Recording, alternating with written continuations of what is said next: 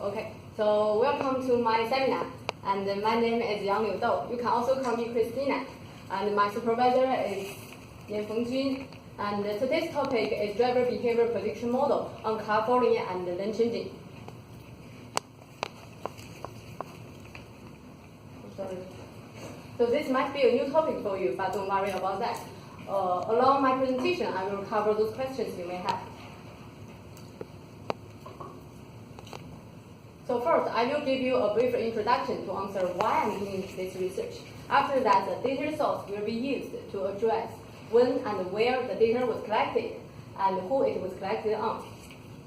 Based on that, I will list my scenarios to talk about what are the objectives, and then I will show the result, analyze the result to show how the algorithm performed. And based on that, I will draw my conclusion. That's what I'm going to talk about.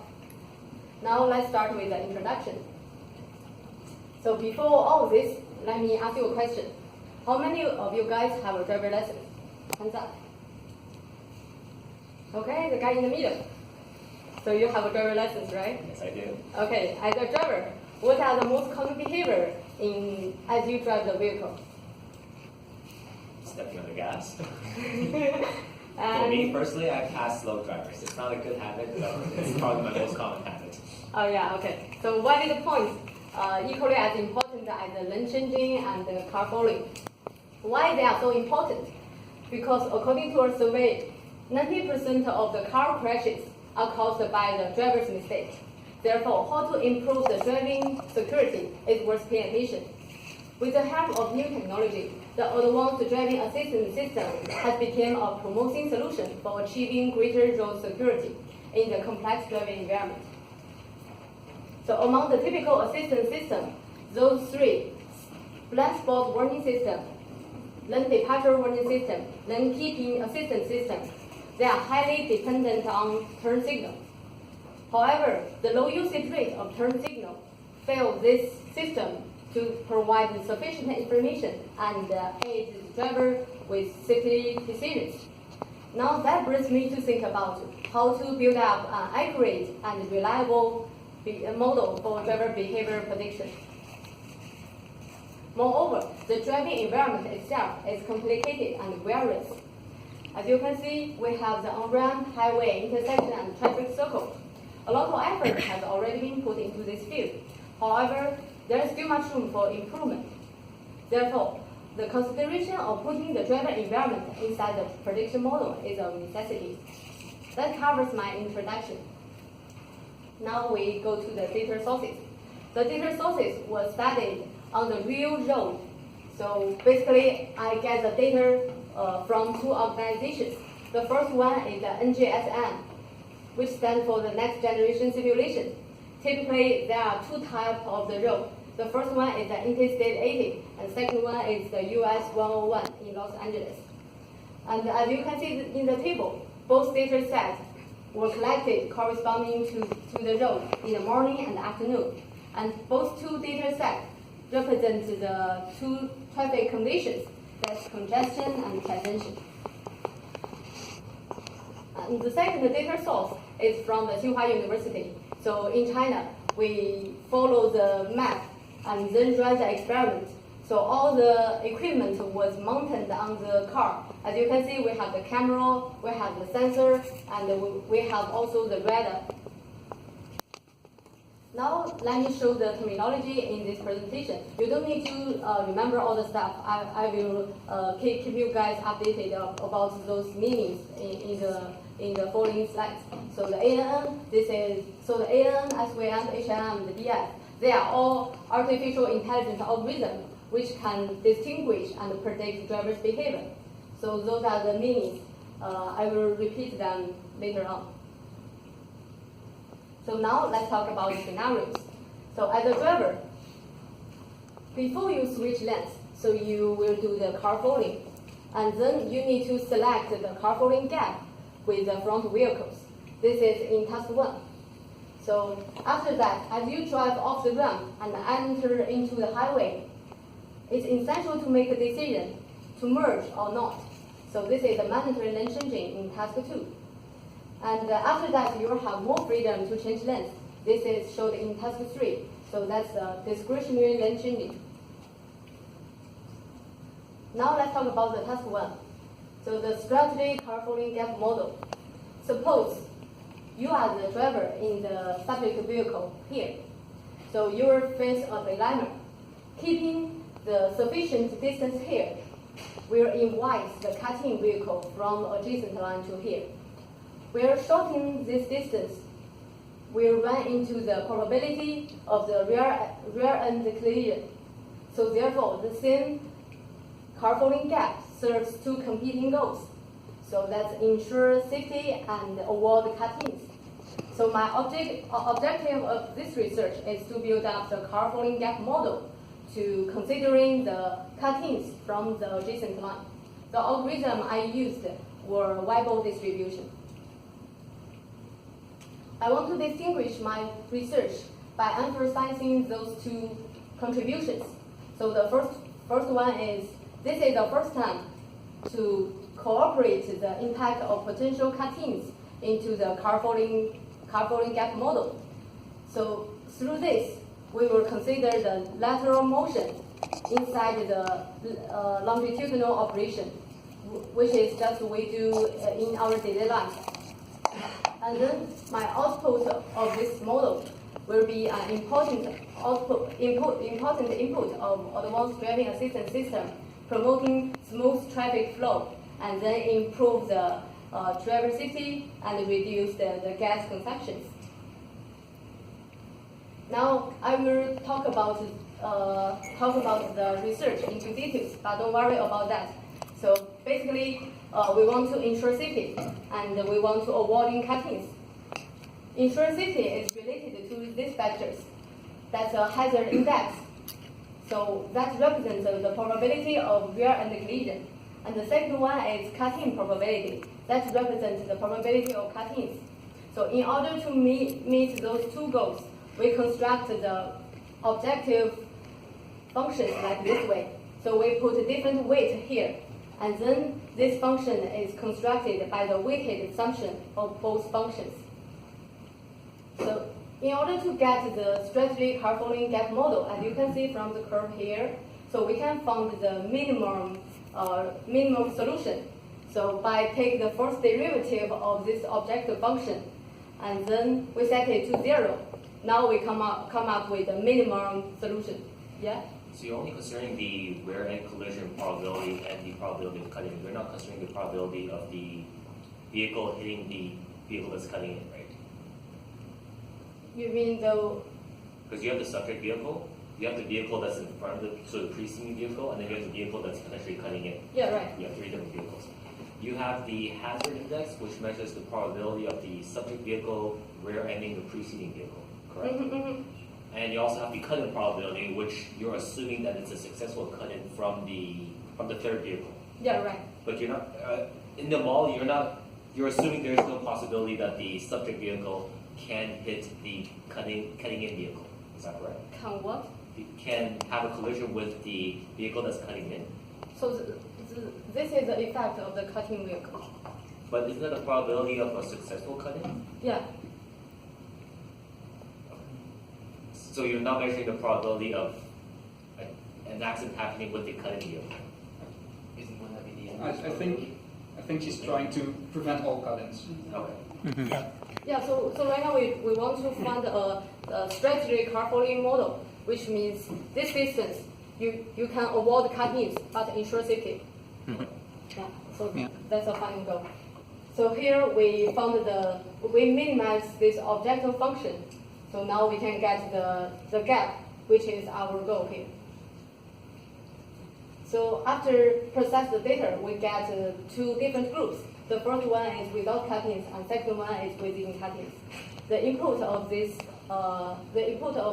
system is the velocity and the car following gap, and the output is the optimal gap within the different speed ranges.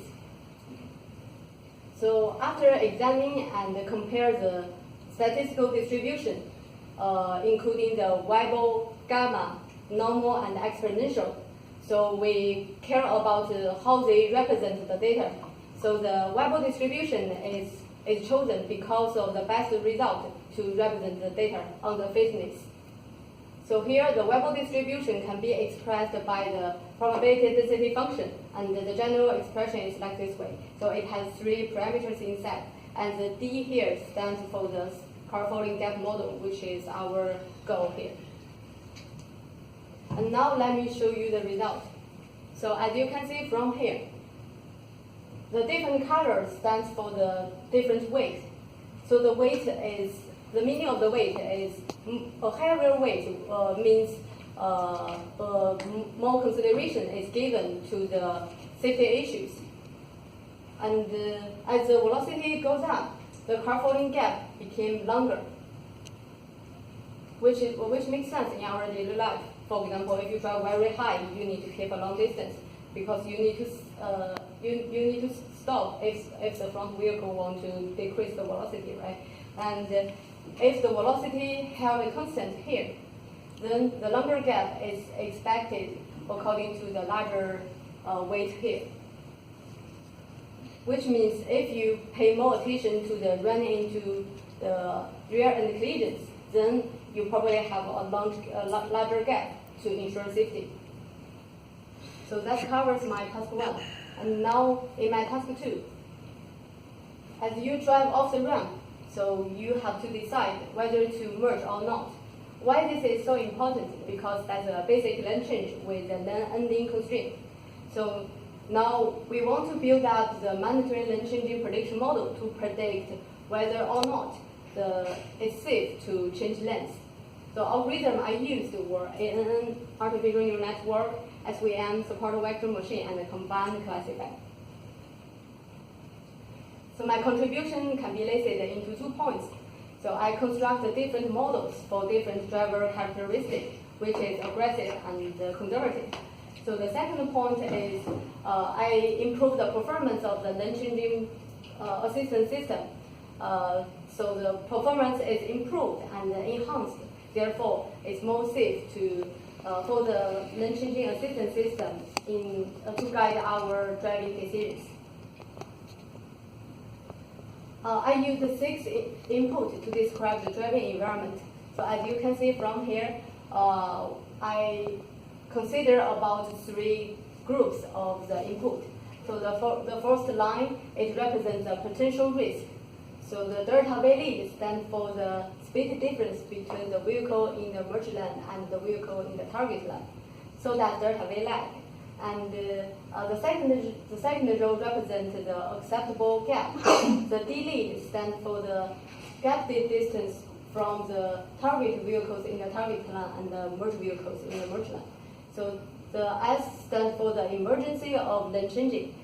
So the S here is the remaining distance from the merge vehicles to the end of this lane. The output of my model will be the prediction result. So in my case, it will be the merge or non-merge behavior. And the performance of this model is evaluated by the accuracy. And the accuracy is calculated by the correct prediction over the whole driving physics, just like this. And now for the mandatory lane changing, the outcome, we have the merge or non-merge behavior, but they play the different roles for the safety issues. Suppose if you misclassify a non-merge event to the merge event, then you will end up with a traffic crash, whereas in the other direction, you may only lose a chance. Therefore, our preference goes to the non-merge event. So based on the high accuracy of non-merge event, we can get the high accuracy model.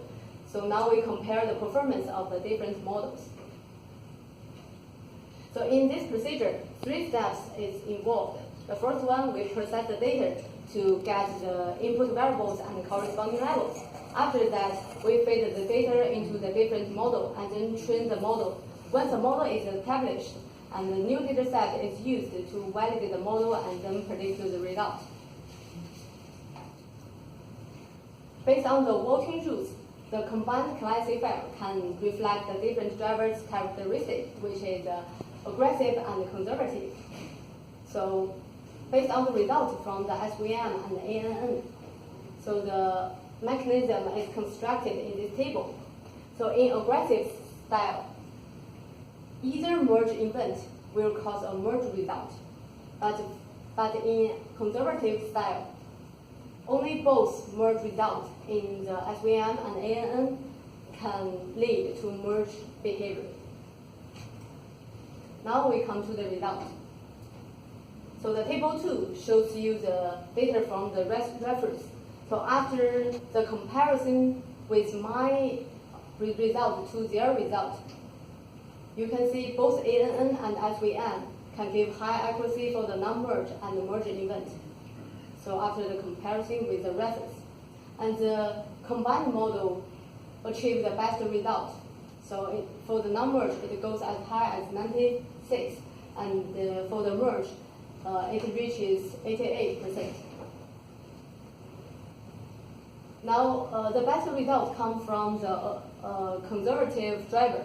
And as you can see from here, this method is from the reference I showed before, and this is my proposed model. So the best result is like 96% and 88%.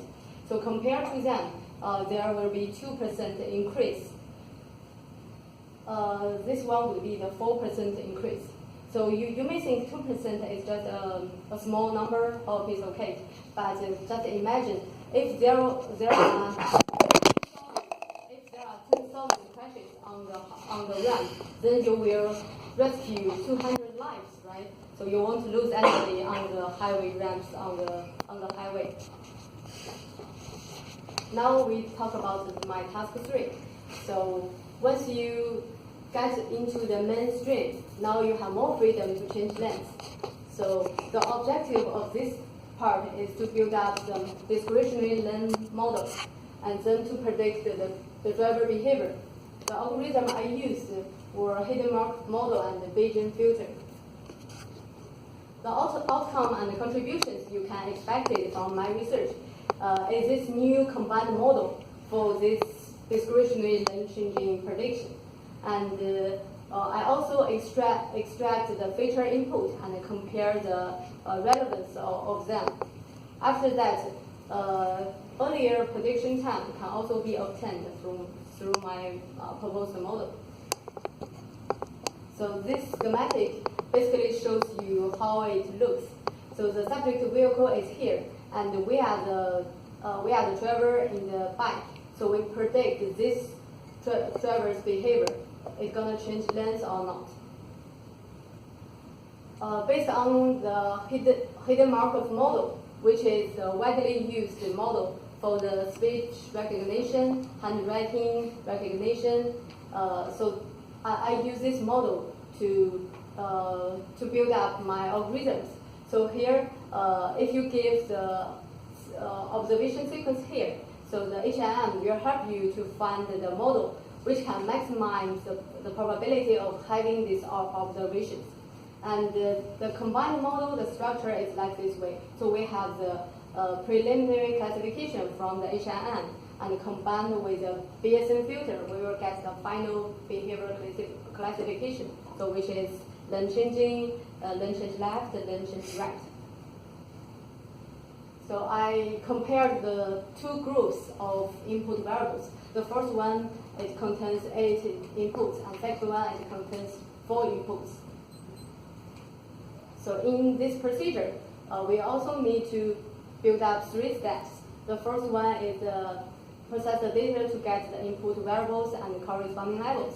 And then after that, we train the model to use different input groups and to try find the best model and the best solutions. So after that, we can predict the new data. Now let me show you the result. So this row represents the pure HIM model, and this is the combined model. After the comparison, you can see this row, the performance is better than the line above. And compare from the different column here, the 8 inputs, the performance is better than the 4 inputs, which makes sense. So you consider more factors inside the driving behavior.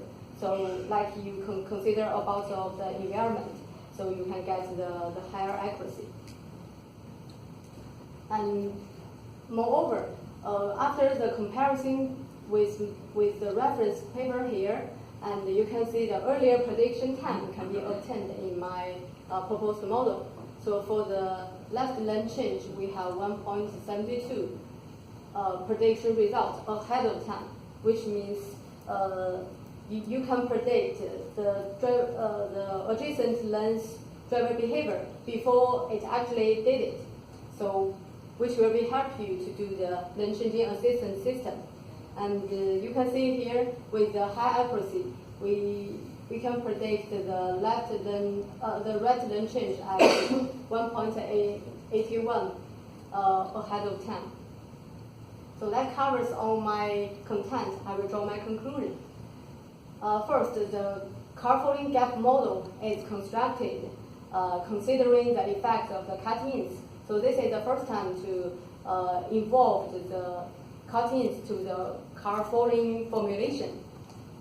And the second one is once you drive out of the ramp, you have to do the mandatory lane changing. So now we have the high accuracy of this prediction, which can guarantee your safety. After that, you come to the middle of the highway, then you have more freedom to change lanes. So at this point, the discretionary lane changing prediction was proposed and based on the combined model. So that's pretty much about my research. And if you are interested in this part of research, and if you want to dig more, so this is the library I built up for you guys. You can scan this QR code, and it's in my Google Drive. So a lot of valuable reference was listed there in a nice way, I hope. And so that's something I want to mention at the end. So now I'm open the floor for questions.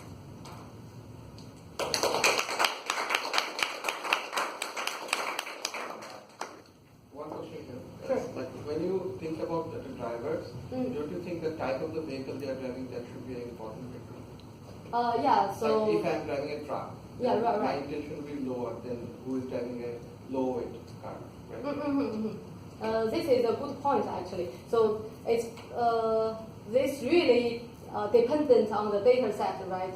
So right now we just get the data from the two organizations. The first one is from US and the other one is from China. So right now they are basically focused on the sedan or cube something. I mean the small cars is not the heavy truck. But for sure, because we drive the car, if the heavy trucks along us, then we definitely want to speed up or just avoiding this effect, right? But so right now we didn't have that data. That might be a very interesting point if I get the data later on. Yes? Follow-up question. You were mentioning about the data sources. I noticed that in one of the data sets you have, that the timestamps, the track data you collected were mostly during rush hours, from 7:30 to about 8:30 and from 4:30 to 5:30. Do you think that would introduce a bias to your results because during rush hours typically cars will go slower without having to affect the research? It can be a factor, but here because they have this data, it really related to the data set. So with different data sets from, for example, Toronto, you might get different results on both your accuracy with just the HMM or the HMM model. Yeah, sure. That's why we need to do the data analysis, because the different data are gonna tell you different stories. So, for example, if you drive in China or in India, versus you drive in Canada, so it's totally different story. So the people in Indian or in crowded place, so they are more aggressive than the Canadian people, right?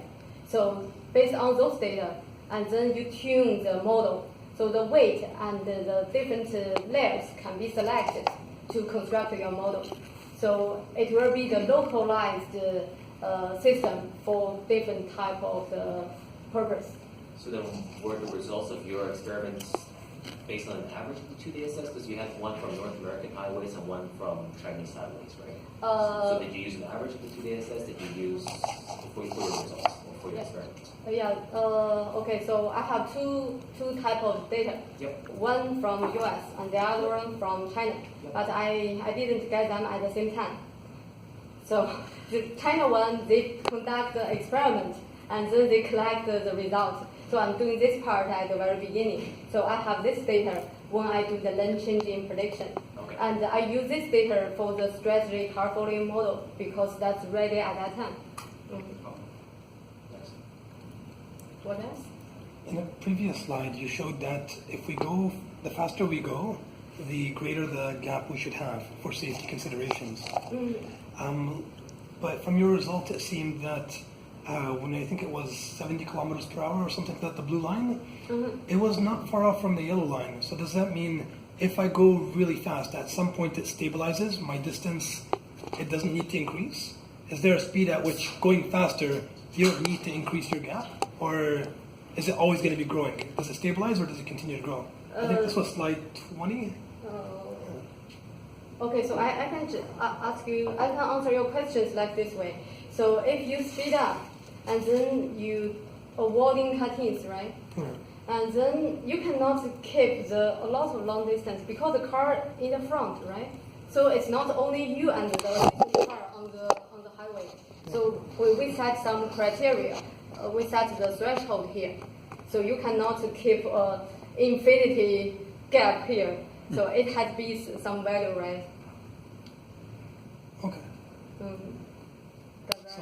But it doesn't stabilize. So at one point, if Nick and I were both going really fast, we're going at 70 kilometers, then we decide to go to 170, and the gap between my car and his car, right?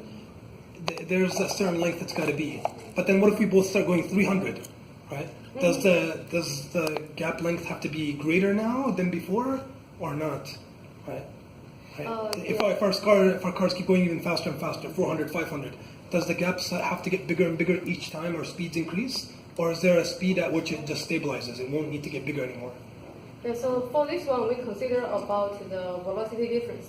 Okay. So if you guys are both at 300, no, not 300, okay, so 100, then it looks like you can just keep this gap. It doesn't matter. Okay. Cool. Yeah. Thank you. I agree with one of Joe's earlier questions about it's almost impossible to prevent cut-ins unless you leave less distance than you can fit a car. Because there will be cases where somebody will cut in front of you because their exit's coming up or something. In which case, if you've left a very minimal amount of distance, they're suddenly right in front of you. That's super dangerous. Yeah, There's but a trade-off where you allow for cut-ins, and also Yeah. a distance that if they cut in, they don't put you at danger. That's the reason I have two functions there. So You the might need first, 3 for that though, because there's a gap between you and the potential car, not just the car that is there, but the car that could be there suddenly. well, I think the assumption that's going on. we just want to reduce the cut-ins. So if you cut in, then we don't care about this case anymore. But if you Because we only want- we reduce the just cut-ins, if a cut-in happens, you make it really dangerous. Right, but I don't think it's part No, of we- our research. I think she's just making a distinction. Well, I just try to reduce the cut-ins. But if you want to cut in and then you cut in, then it's also my scope. But you're predicting how people would drive in that situation, right? It's a probability, so you reduce the probability of people cutting in, not eliminating. Yeah. Yeah. But people will allow cut-ins. If you're trying to predict how people drive, they will. If you're reducing the probability. I reduce the probability for you to cut in. Okay.